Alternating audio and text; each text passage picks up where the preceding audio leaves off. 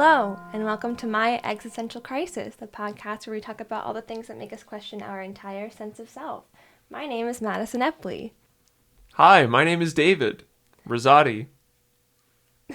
And David is helping me this week.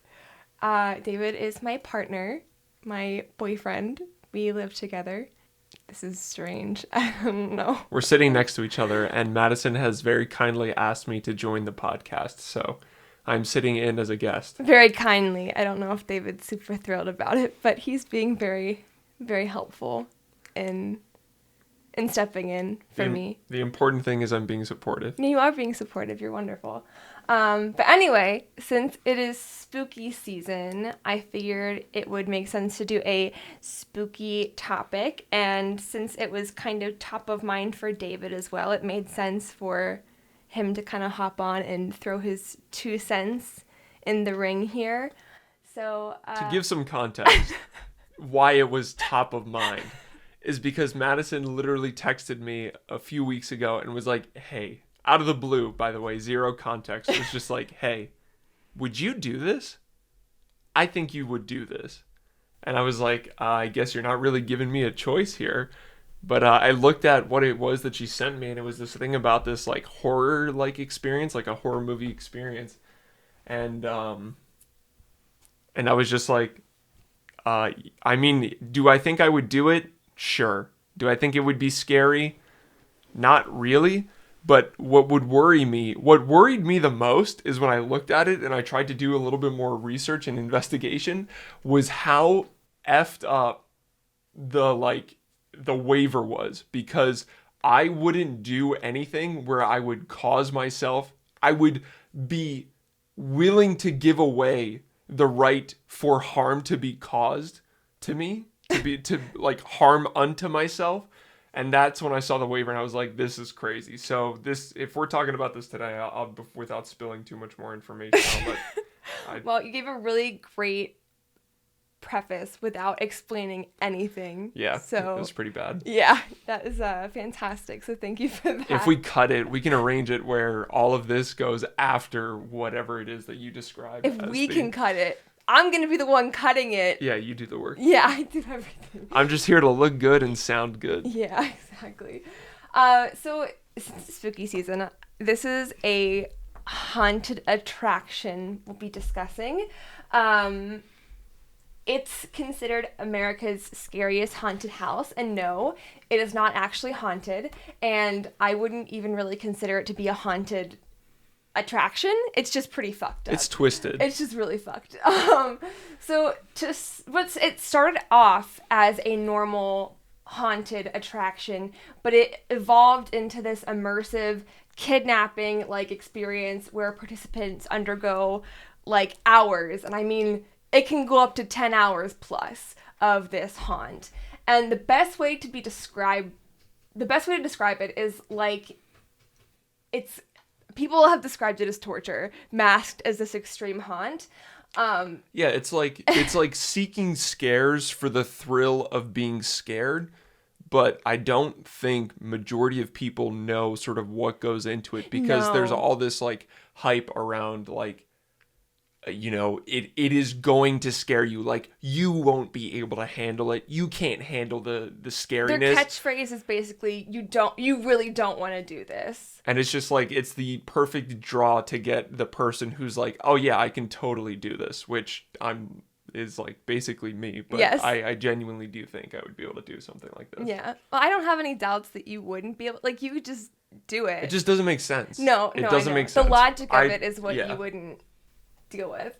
But anyway, so I first learned about this about 5 or 6 years ago whenever I was in college, and I was trying to look into some haunted houses to go to, and I came across a ton of articles about McKamey Manor. That's what this place is called, McKamey Manor, because I also have not said that yet. And I've always liked spooky stuff. I've always liked horror movies, but my experience in haunted attractions was very limited. And by limited, I mean I had never been to one. So looking for something to go to, I was very intrigued by this McKamey Manor that boasted a $20,000 reward if you can get through it, and things saying that you don't want to do this and saying it's so terrible that people... I thought to myself, like, how bad could this actually be? How can people genuinely not be completing this? Like, I cannot fathom what this must be. But that's the thing, right? Is like, that's the draw. Is not only do they test people's egos with the "you definitely don't want to do this" tagline, but then they also wrap it in like, if you do it for whatever reason, even though we're telling you you shouldn't do this for whatever reason, if you do, it's like, oh, we'll give you $20,000. And to the layman person, is just like, oh yeah, 20 grand, that'll change my life. So it's just like added incentive. Exactly. And then I dug through it a little bit more and like figured out what this really was. And I watched hours of this footage whenever I first looked into it, because I was just so intrigued by what the hell this was. And it's disgusting. Like, it's disturbing. It's still on YouTube if you want to watch it, under McKamey Manor's YouTube channel, and I'll explain a little bit more about what goes into it. But it's very disturbing. So one of the things that I watched in preparation for this was a Hulu documentary that recently came out, and it's called The Monster Inside, and it's about this McKamey Manor and some of the participants that went through this. And what I really like about it is that it starts by explaining the different types of haunted attractions. Because a lot of people, first thing you might think of, like, well, these people knew what they were getting into. Why would anybody want to, like, willingly sign up for this if it's so terrible? So I'm just going to explain briefly, like, the different kinds of haunted attractions. So there's your typical boo houses, and these are your... Wait, quick side note. When do you choose, like, the name of the podcast episode?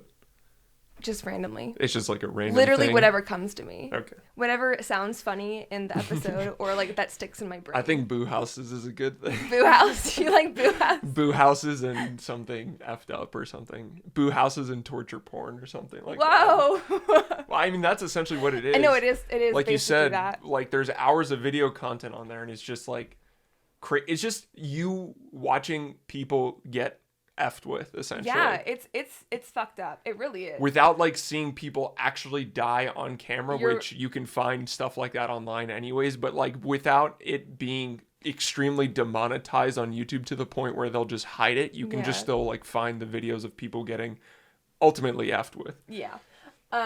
Anyways, boo houses. Sorry, boo houses. Didn't You're mean good. to interrupt you. You're fine. So these are your typical jump scares, your run-of-the-mill standard haunted attractions, you know, scary clowns jumping out at you, people with chainsaws running you out of the house, people jumping out of walls and coming around corners. It's meant for anyone. It's okay for kids. It's just your typical walk-around haunted house. The next are more interactive attractions, and these are not necessarily meant for everyone. They might have an age limit to them or require you to be with a legal guardian if you are under a certain age. You might have to sign a waiver that allows the actors to touch you, tie you up, or separate you from a group. These are more hands-on and next level compared to boo haunts, but it's nothing extreme. It's just light physical contact or like light messing with you to make it a little bit more of an immersive experience. So make it more relatable for the people. So like what a boo house is? That like the... A boo house is like having Jason from Friday the 13th with a chainsaw coming at you and like chasing you out of a house. So that's like what people would associate with like going to like those like a haunted corn maze, like a haunted like those like haunted locations, like not Freaky Friday. I'm sorry, that's a movie. Yeah. But what's the name of that one place in Lancaster? We just went there last year. It's like Field of Screams. Yeah, that's right. Field of Screams. So it's like a thing like that. Is what you would consider a boo house? Yes. Okay. Yes. So then the more immersive ones, I don't know the name of it, but there is one in Pittsburgh or close to Pittsburgh like this, and I wanted to go to it for a very long time. But this is what you would consider an immersive attraction, and you have to sign a waiver where they can touch you. While a lot of times if you're in a group, they'll pull you away from your group and like keep you there, so then you have to go through the rest of it alone. They might like bind your hands with rope or like fake handcuffs or something just to like add some extra. Yeah, add it to the illusion. Yeah, and I think the Eastern State Penitentiary is also, that's closer to Philly. During Halloween, they do haunted stuff there. And there, I think... I know that's a big one. Yeah, they can also touch you if you consent to it. Yeah. So that's the key word there for this. Exactly. Consent. No, it should be consent, boo houses. What was the other thing? You said torture porn. Oh, yeah. It should be boo houses, consent, and torture porn. Boo houses and consensual torture porn. Yeah. Cool. I got my title. Awesome. Well, so the next are immersive extreme haunts. And these are a step up from interactive haunts where they want you to actually feel like you're in a horror movie. And these, you absolutely must sign a waiver. These are intended to be incredibly immersive and physical. Nothing is really off the table. It's meant to physically and emotionally and mentally immerse you into this horror context. Not only are you allowed to be touched, but you also may be subjected to things like being manhandled, mock kidnapped, maybe like electric shock or being tased. These are typically longer, far more intense, and more narrative and task-driven experiences, and they can also be very personal. So the haunters might do some research on you or ask you directly, like, hey, what are some of your biggest fears? And they'll tailor that experience around that. Like I mentioned, they can be made to face your demons, and they can be described as being really cathartic afterwards, depending on the person who goes through it. And they can put you in scenarios you didn't even know you were afraid of. And while the aspects are the same, they can vary in intensity. Not all extreme immersive haunts are the same. Some might be on a 10 to 10 scare level where they are very, very physical with you, but some others just might be like a 5 out of 10 scare level where they do handle you physically, but it's not as rough or as intense as others. So it's the same type of premise. Intensity is what can vary here. Yeah, you like show up to be the protagonist, but depending on what you're doing, you may or may not have the plot armor. Yeah, exactly. So like just do your research on these to see what you're really getting into. But they seem like a lot of fun, honestly. And despite the intense immersive experience, there is always a safety word that participants used. It's always a very easily memorable one, like safety. That word in and of itself. And the haunters will do frequent check-ins with the participant if they're showing signs of distress, just to make sure that they're still okay and they're still consenting to it. And this is very important. This is very key to these types of haunts, this type of trust and checking in with the people. Yeah, this is what makes it safe and fun. Exactly. It's not just for legal reasons, but also to make sure it's enjoyable and not just terrible. Yeah, nothing worse than spending money on an experience and then going there and literally just hating your life. Yeah. So. It was like whenever we watched The Invisible Man. Oh, when we paid money to essentially waste our time. Yeah. It was the worst. Anybody who's seen The Invisible Man, probably not top 10 worst movies ever, but like. It was one of our first dates, and I was having such a hard time. It was one of our first dates, and I remember watching this movie, sitting in the theater, just going like, what are these? Who wrote this movie? Also, what are the characters doing in this movie? How can you consider this to be a way that you would exist as a character? It was the ultimate like NPC. These are NPC main characters essentially. It's okay. It's all right. We made it through. Okay, so also, just like a standard the haunted house, the reason why people might do these more extreme haunts is because they enjoy the rush and the thrill. And the point is to really see how much you can take. And another really important thing that I appreciate that the Hulu documentary did was it brought in a clinical psychologist whose focus was trauma, PTSD, and other emotional disorders. And she gave her professional opinion on the psychology behind people enjoying this type of activity.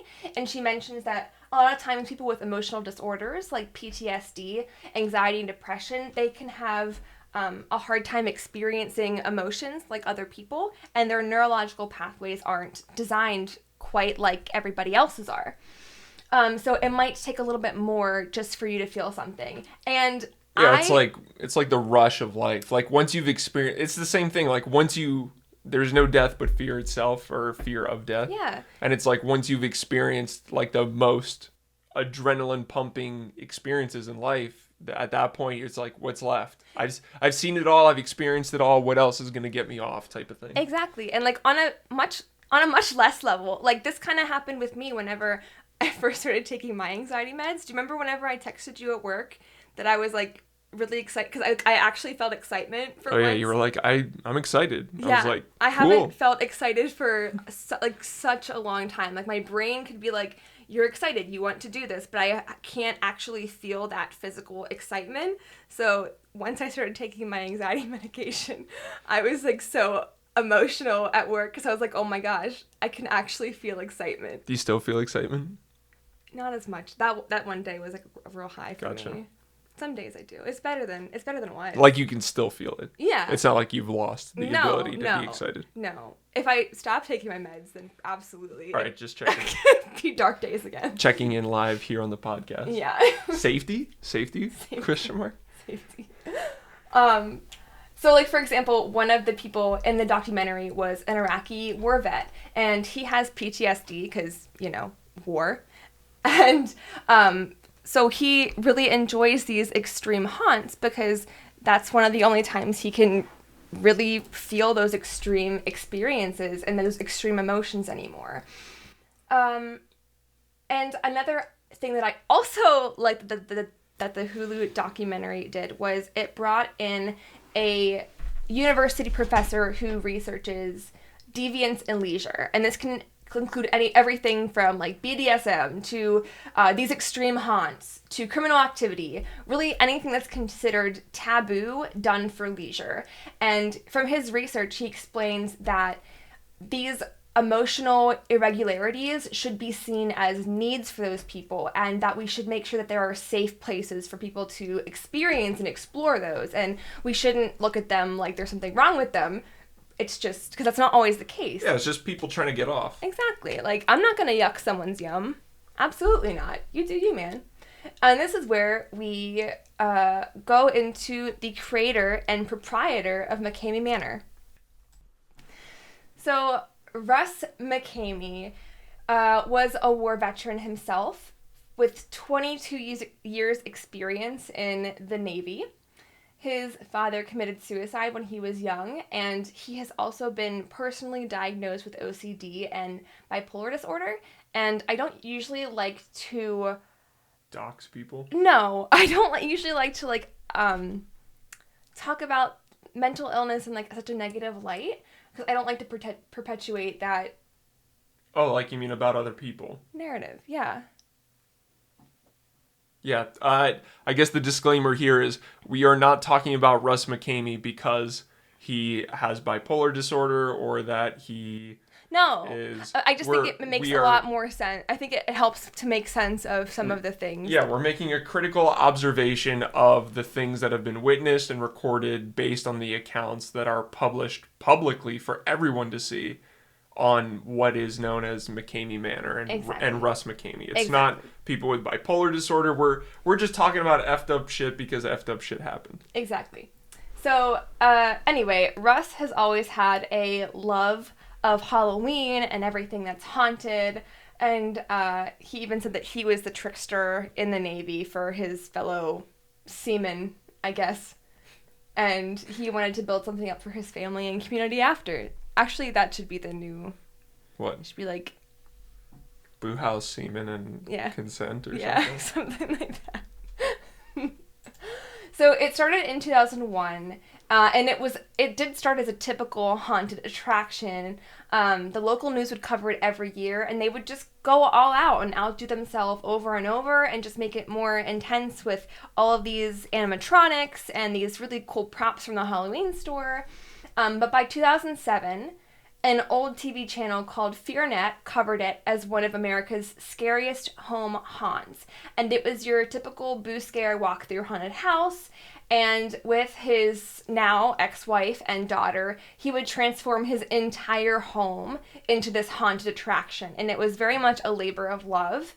It looked amazing. It looks really cool. Kids from the neighborhood would walk through it. He would come up with these really cool different rooms that you would experience. Some would have like collapsing ceilings and things popping out. And again, this is all in his own home. He's DIYing all of this. looks really cool. Like you can tell the guy has a passion for it. Exactly. It looked awesome. And so in 2009, with all the popularity he was getting, Russ kept amping it up. And the house went from boo scare to becoming a much more interactive attraction, with actors jumping out at you, water pouring over you, people touching you, etc. What year was this? You should give people context. I did give the year. Oh. I said 2009. I always Gotcha. give the time. Sorry. I am very good at that. I don't doubt you. I wasn't paying attention. Clearly, you're playing with my cat. So this is also around the time that Russ started making what he calls his movies.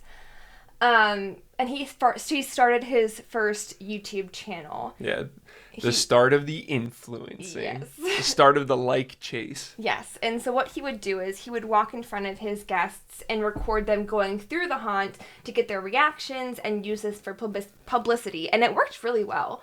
And this seemed very innocent and, again, really cool. It was very well done, very creative. Nobody was getting hurt aside from the occasional wet pants.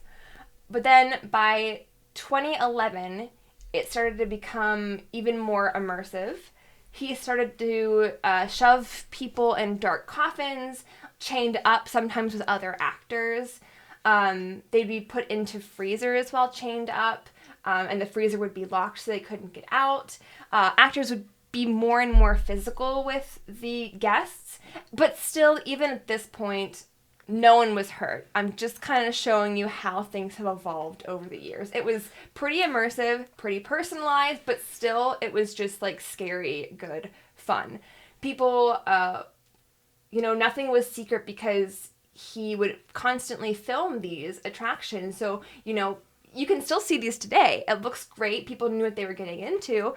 But in 2012, it kind of took a turn for the worst. And it was made for 18 and up. Kids were no longer allowed, and this is where things like duct tape blindfolds and spitting on participants and just very other unsanitary, unsavory things were happening.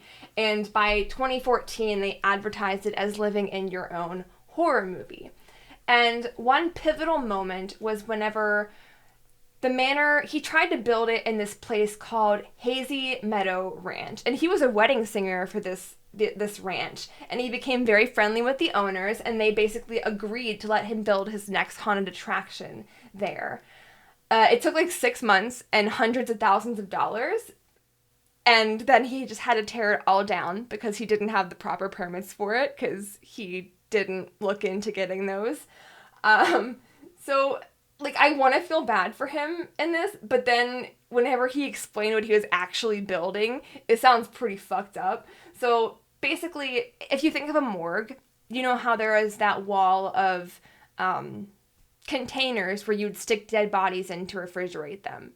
Basically, that's what he built. He built a wall where you could stick bodies into, but it would lead down to a connected slide, so all of these bodies would then go down this same slide. Oh, like Sweeney Todd. Yeah, kind of, yeah. And it would get narrower and narrower, and at the bottom, there was only one exit. There was only a room enough for a big funnel for all of them? Yes, that's a perfect way to describe it. Oh my God. So this guy was building, at water parks, they have that big tube that everyone, you all go in, but at some point, depending on when you get released in, you just go down the whole... Exactly. So this guy was making, a metal birth canal in a morgue, essentially. Yes, he was. For, 9 different canals. Yes, and you basically just, topple on top of each other in this funnel slide, trying to get out through this little hole in the bottom. Yeah. Also, it was refrigerated like a morgue, and it could electrify you. Tase you. Yes. Not because of static, but because they were purposefully tasing you. Yes, exactly. Yeah, this is where stuff like this is just why are you, not that you would realistically know, because if they're not showcasing or sharing what they do in the experience and they're just treating it as oh, you don't want to do this, or you'll have to find out and wait and see, it's really tough for you as the person going to be yeah, I want to do this, this, and this, but I don't want to do this, because you just don't know. And that was the really happening. Big problem with this whenever it became what it is now known for, because people didn't know what they were getting into. So he lost all of this money. He lost all of his time. He released a video saying that he was going to pull things back intensity-wise, but spoiler alert, that didn't happen. And this is kind of where the false advertising started to happen. So, because up until now, everything that people might have seen was the boo haunts and the immersive haunts where, like, water was getting dumped on you. And, like, people might be, like, grabbing you, but it wasn't anything abusive. It's like the Disney Universal 4D experience where you get, like, sneezed on by little water. People are seeing this intense stuff, and, like, it looks cool, but then when you actually go there, you're being put in a funnel that's, like, shocking you. Like, it's fucked. Yeah, that's not fun. No. So a couple actually flew from England to Tennessee to do... Are we in Tennessee yet? You didn't say he moved yet. You're at Hope Meadows. Okay, cool. Thank you. So a couple... whatever that place is. Thank you. A couple actually went from London to his haunt just to experience it. Because they had seen what they, on TV, they saw everything and it looked really cool. But they ended up quitting after just 15 minutes because they were being shoved into walls and, like, beaten. And you can see footage of this guy. He is pissed. Like, in the exit interview that he does, he is so pissed because that's not at all what he signed up for. And he gave it to him. Like, he even said as he was quitting, like, this is not at all what was advertised. This is not what I signed up for. A haunted house, not to get fucking, like, beat up. Yeah.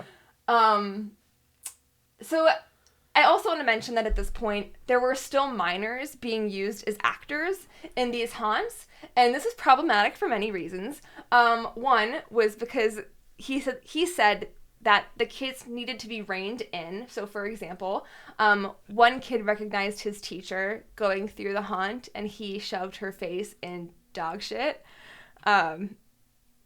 But also just for other reasons, like selling to minors, selling drugs to minors, and, all the sexual misconduct. All the good classic, hey, you probably shouldn't be doing this stuff. Exactly. So he gets rid of the kids.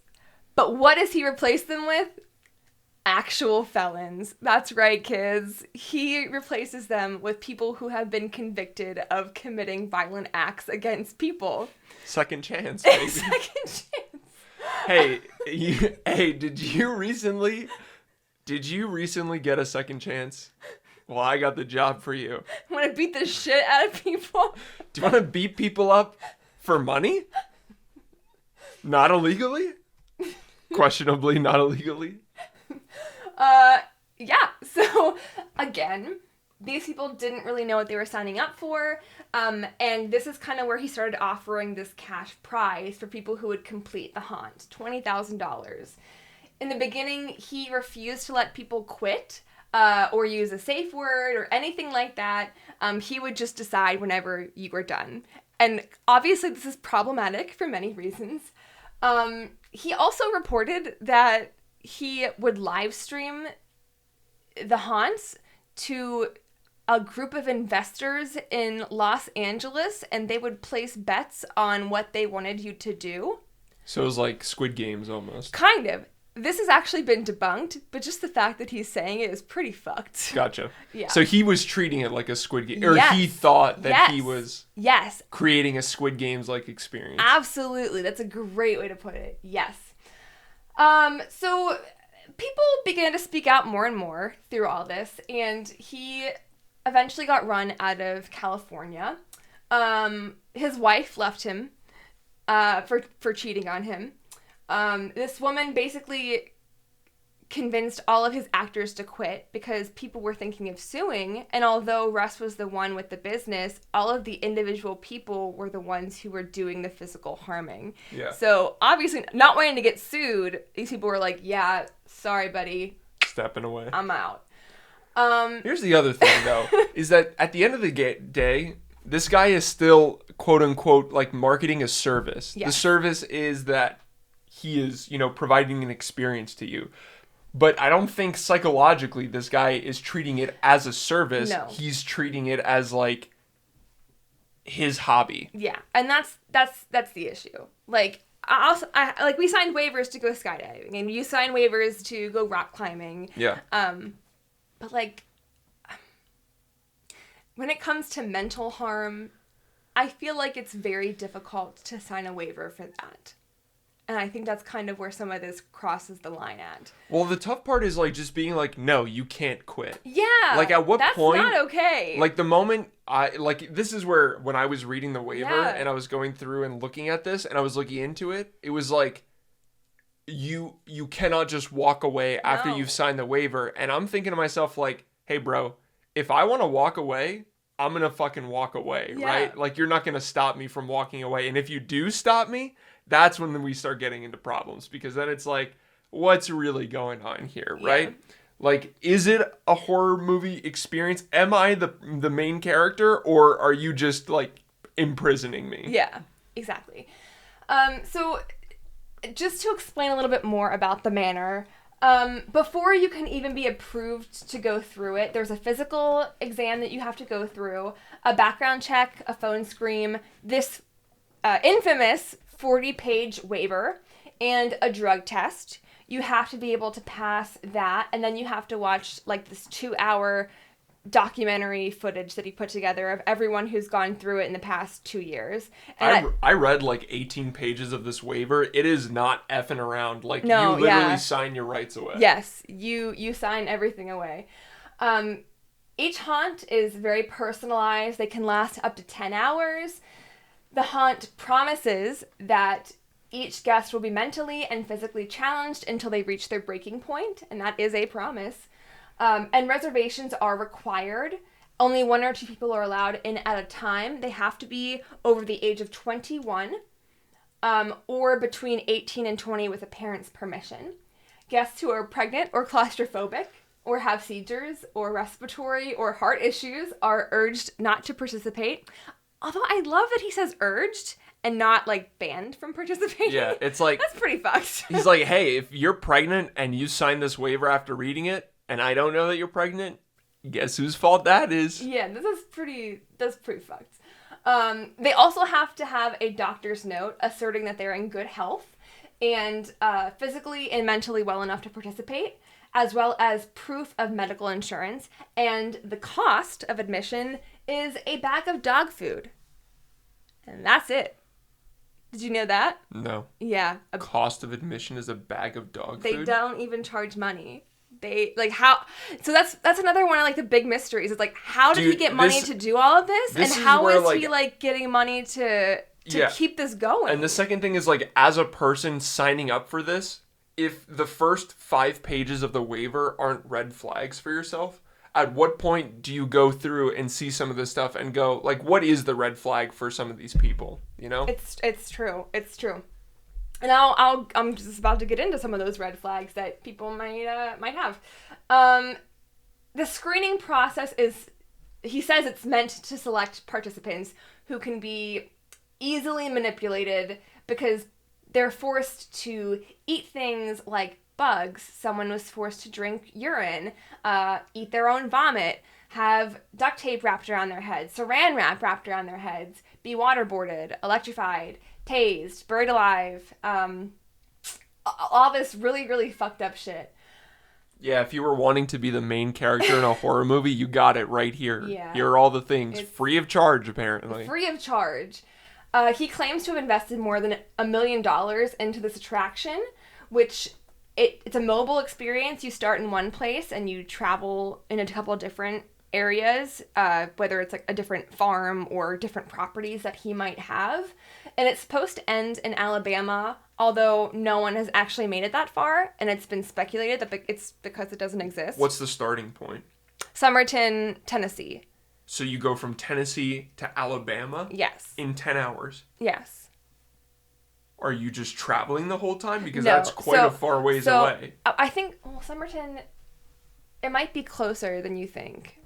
Okay, I'll look it up. Depending where Tennessee is, if it's like southern Tennessee and it's northern Alabama, then that makes sense. Because it's not that far away from Alabama. Anyway, so it starts in Tennessee and then it's supposed to end in Alabama. No one has made it because it's people are sussy on whether it actually exists. And people have claimed to be submerged in a tank of water with eels, with the lid closed while being bound, being force-fed these insects while in a straitjacket. At its most destructive, like I mentioned, there were no safe words or no quitting allowed. You are also not permitted to, like, touch or fight back from the actors. Yeah, dude, so that was... you, like, have to... Dude, that was the one thing I saw in the waiver. It was, like, beyond all these other, like, crazy rules, like, that you would expect from a horror experience, which was, like, no cursing, none of this other stuff that you can do. But beyond that, it was, like... you're not allowed to swear. No. I totally forgot about that. That's, like, rule number 2. It's, like, very no conservative. swearing. You cannot swear at all. So it's like, and I mean, from a logical standpoint, I understand it. If the guy is filming this stuff and he wants to distribute it online, yeah, there's obvious reasons as to why you wouldn't want swearing and stuff like that. But you're already promoting, like, an R or, like, adults only or mature only type of content. So obviously, people are going to swear, right? Like, any living human being is going to swear in moments of complete panic and terror, which is what you're selling and providing these people.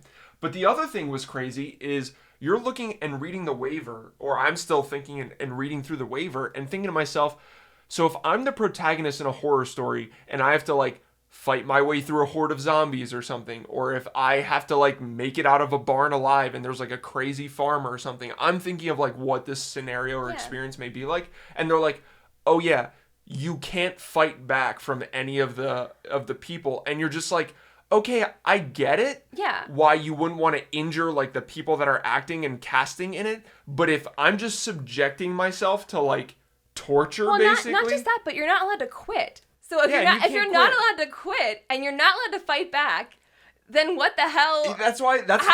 This is what I remember. This is when I texted you back and I was like, okay, I guess I could do this thing, but it's like, I'm going to get waterboarded, but I can't stop the person from waterboarding me. Yeah. So I think my text back to you was like, cool, so I'm just paying this person, or I'm going to do this just to get waterboarded? Question mark? Like, is what I sent you. It's crazy. So, again, and the other extreme haunts, obviously they have safe words, and if you want things to stop, instead of fighting back, you can just say stop. Like, people will stop.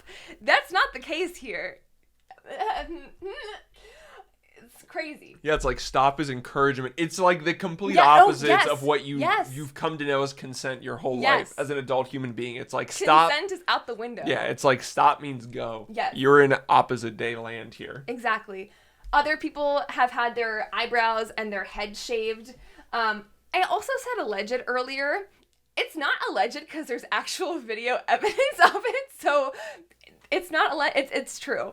Other things are that the waiver says is that participants must be aware that hypothermia is a very real risk, and I haven't seen people go in hypothermia, but you can see the breath coming. You can see them being very, very cold. You can see them shivering. It looks very uncomfortable. And how it's been described thus far is that nobody's gonna help you. No. It looks awful. So it's like, hey, hypothermia is bad, but guess what? If you get it, we're not really gonna help you. So yes, better learn how to shiver. Exactly. $20,000 prize. No one has been okay. People have been close to it. Russ has claimed that nobody has ever been close to it, but he has also been proven to be an unreliable historian. Dude, yeah, based on everything this guy has said, like, there's no way you know if he's invested $1 million. No. There's no way any of what he says is true. So and you don't even know from the experience what is the end goal, because I'm pretty sure he doesn't even describe it to you. So you have no idea how to quote unquote win. And that's why everyone thinks basically it's not real, because there is no end goal. There is no $20,000 prize. It doesn't exist because so many people have been close to reaching it. And then Russ has pulled them for whatever reason. So I think there was a Navy SEAL one time who was very close to finishing it. This was whenever it was a timed event and it was 7 hours long. And if you reached 7 hours, then you got the prize. But Russ deemed that he was, then at that point, emotionally and mentally and physically spend. So he's like, buddy. At the 6 hour and 50-minute mark, he was like, buddy, hey, I don't know if we can continue. You're looking a little rough. You can't go on anymore. That's the other thing, is if it's a matter of endurance and surviving, you're like, oh, I have to survive 7 hours? Hey, the moment they let me loose, I'm just running. I'm going to run and I'm going to hide for 7 hours. And this guy. Yeah, but that's what you would think. Well, yeah, I guess. If the goal is to survive for 7 hours, they can't find you. Okay, it's true. But it's true. I mean, I guess if he's recording it and he wants to. Wait, is this like the deadliest game? Yeah, the deadliest catch. Yeah, deadliest. Without fishing. No, the deadliest game. You mean Amazing Race or whatever? No. I don't know what you're talking about. There's a short story called The Deadliest Game, I think, and it's basically humans hunting humans. Oh, like Predator. Yeah. I don't know. Is that what that is? Well, Predator's an alien hunting humans for sport. Okay, so no. It's kind of, well, I mean, Russ is so it's kind of alien-like. So maybe. He's a little fucked up, that's for sure. It's like Predator without actually killing people is what Russ wants. Yes. So just also besides the physical abuse that these participants underwent, honestly, what probably gets me the most is like the sanitary conditions at this place, honestly, because nothing is sanitized, nothing is cleaned, it is disgusting. So for example, he has this large deep freezer that he'll lock people in. People have peed and vomited and defecated in this, and it's never been sanitized, never been cleaned. There is this another freezer filled with water that people are often submerged in. Never cleaned. The water itself is never changed. Yeah, it's like people the same vomit in this.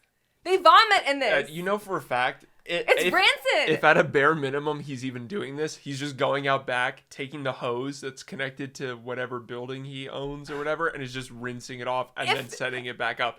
If at a bare minimum. If that. Like the waterboarding tank that he puts over your head, never ever been washed. It's fucking disgusting. So like, but here's the thing: is like people want that. They're like, oh, if I'm doing this crazy immersive experience, I want it to be like real, and that's what again the big like sell is like. So that's the thing, though. People who are like, legally, I want it to be real. You can't do that. Well, I know. Like that but those people don't know that. Yes, but it's against health codes. Like you cannot do that. That is, if you're not coming out with broken bones, you're coming out with a biohazard. Like, that's why health inspectors aren't signing up to do this. It's fucked.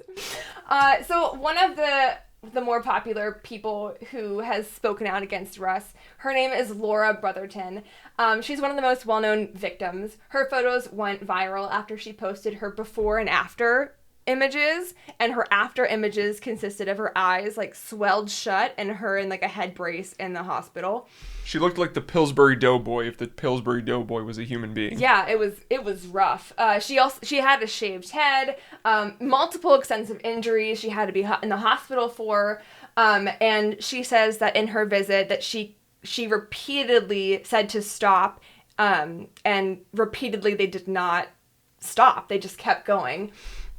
She said that she was waterboarded, tased, whipped. She still has scars from it. She was repeatedly hit in her face. There was dirt shoved in her throat, and she started to swallow it, and she asked for water, and they would just like splash it in her face and not actually give it to her to drink. And she said that went on for like 20 to 30 minutes. That, I will say, I don't know if that's an accurate time estimate because it might have felt longer, but I also, knowing Russ and like what the shit that he's done, So here's the problem, right? Russ, untrustworthy. Yes. All of the people who work for Russ or are hired as haunters in this experience, untrustworthy. Yes. Because they're being coached and instructed by Russ. And the other thing is, all of these people who are reliving and retelling these experiences may have the benefit of seeing a recording of it, so might have a better understanding of it. But beyond that, in the heat of stress, in the height of panic, there is no way you are having legit, as a layman person, I'm talking about in unprofessional like settings where you're doing this for fun and you're treating it as fun and it's becoming an actual horror-like experience. Mm-hmm. There's no way you're accurately measuring time. No. There's no way you are no. delusional throughout half of this process. Absolutely. Especially if you're already 3 hours into being waterboarded or something like that. Absolutely. One man was bedridden for 2 weeks because he was chained to the back of a pickup truck and like drug. And you can't fight back, mind No, you can't cannot fight back. That's so fucked. You can't hurt the haunters. You can't try and escape. No, and even crazier, it's like a cult. So Russ has this group of very loyal supporters.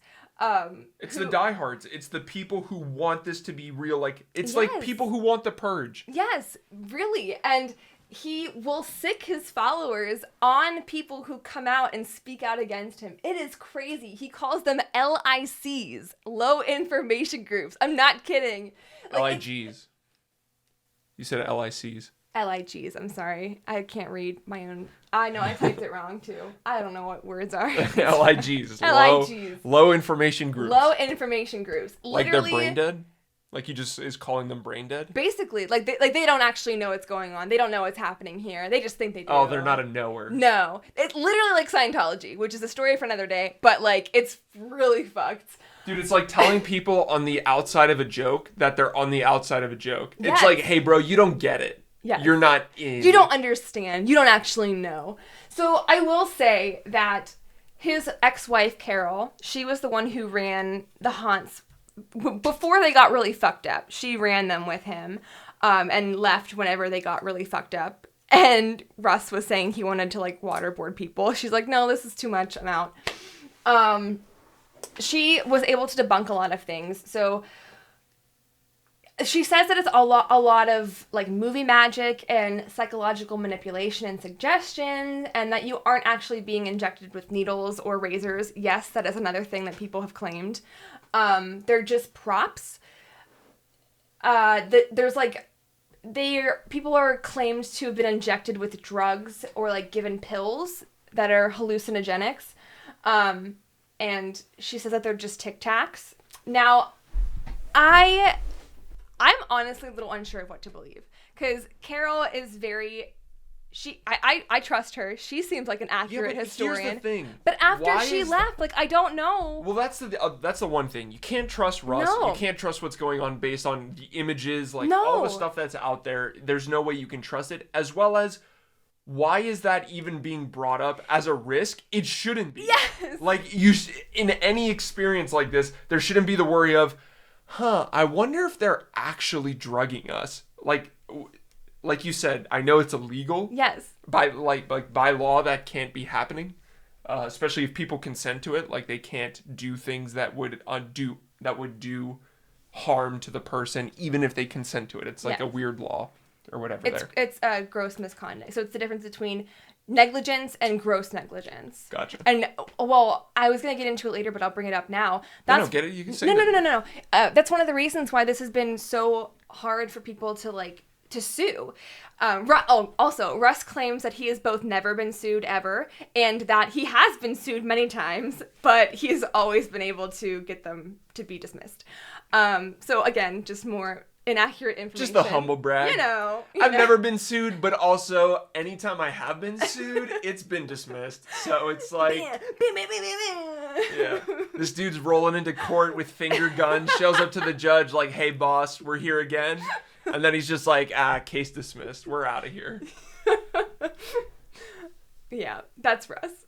But like, it's so hard to prove gross negligence.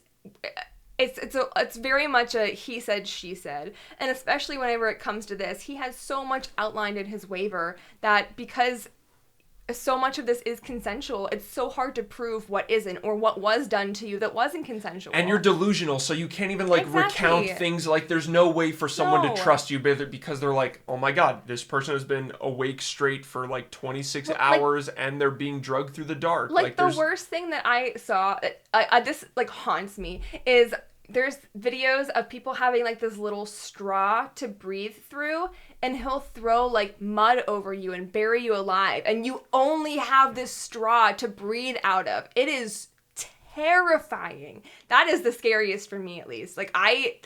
It's both disgusting and just no thank you. So whenever Russ moved to Tennessee, he basically lost everything. So he had just invested all that money into his California haunt. Whenever he divorced his wife, she took all of the animatronics with her because they were that's expensive. and he just had like his really gross stuff that she didn't want, basically. So nowadays, if you look at videos of McKamey Manor, it's pretty comical for like what it is today compared to like videos of what it was. So like, I don't know if the worst is over, but from the videos of what I've seen, because he has like nothing now. It's like a low budget film. It's they're like a low budget boot camp. Like it's focused on a lot of like boot camp stuff and like public humiliation. Like he asks participants to come dressed up in like an adult onesie just to like humiliate them more. Yeah. And like there's videos of people like crab walking with these barrel drums on them. Like it's heavy, but like that's all it is now, and it's so funny to watch compared to the horror. The Fall from Grace. Yeah, basically. It's crazy. So it's like looking at the $1 million box office film versus the $15,000 yes! on a budget, balling on a budget film, student film that you're watching. Yeah, so like I would like to imagine that things have calmed down since, both because of legal reasons and because Russ no longer has any money to afford it. Hey, I can't afford to waterboard you for 20 minutes straight because he still does that. Oh, okay. Oh, yeah. No, he still does that. You can still afford water, apparently. Yeah, he can still shave your head and, like, waterboard you. He just can't do, like, a lot of the other prop-based things. But he still has all the gross shit. Don't worry. But yeah, that's McKamey Manor. It's still operating today. Again, not quite like what it used to be.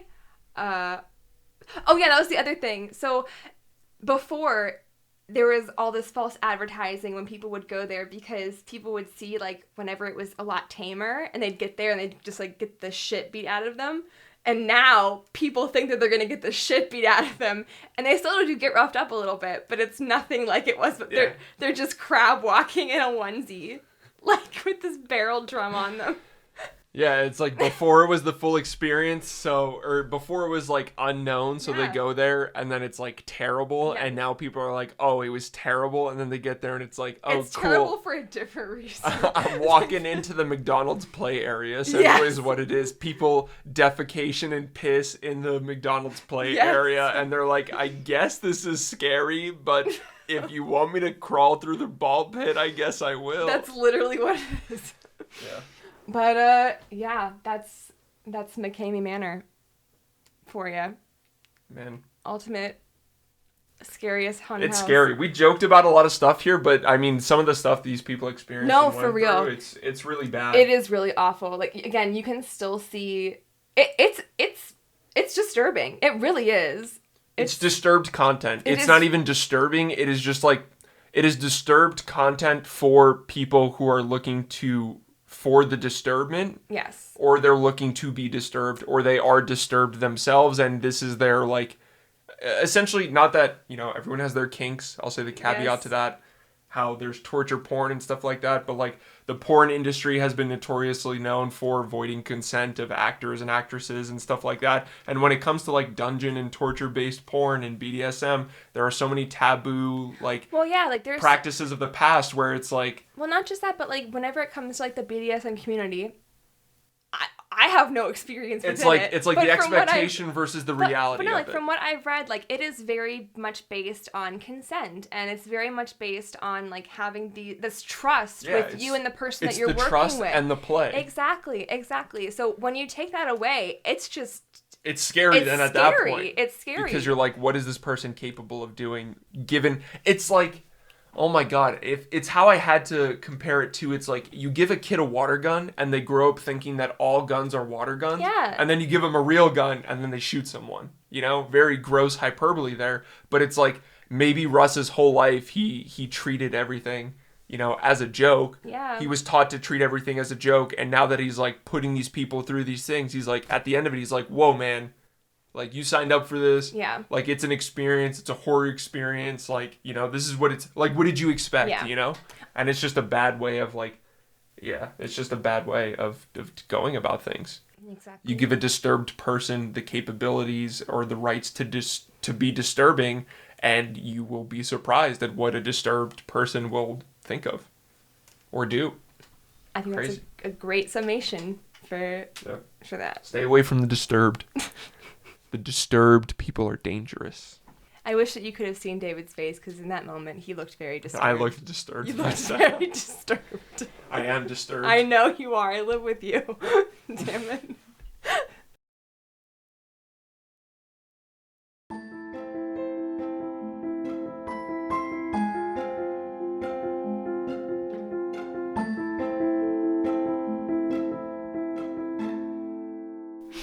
All right. Well, thank you guys so much for listening. I hope you enjoyed this. What did we decide to call it? Raw and unfiltered. Raw and unfiltered. No, I don't know. At first, it started with boo houses. Boo house.